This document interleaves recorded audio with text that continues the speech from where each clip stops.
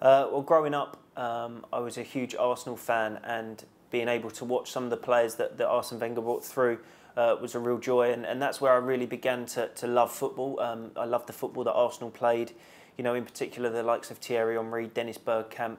They produced some magical football that created special moments for me when I was growing up as a fan of Arsenal. And whilst perhaps I don't support them so much anymore, there was that real affiliation to them as a kid growing up because of the football they played and being that rival to Manchester United for winning the major trophies. I'm an Everton fan because, you know, the club is in my blood really, is something I've grown up with, supporting the team and following the ups and downs, and there's been plenty of them given the fact that the club haven't won a trophy for over 2 decades, but it's a team full of like tradition and history with a strong fan base, and it's great to be a part of that and to support the team through thick and thin.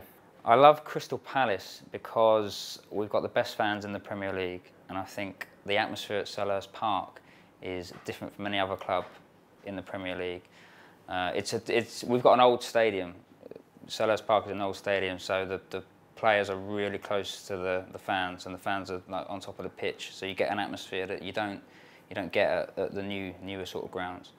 And I've been a Crystal Palace fan for years because it was in my family. My dad was a Palace fan. He grew up around the area. And I wouldn't support any other club because I think we're unique in that we're an old school sort of club, which often gets lost in the modern game with fans.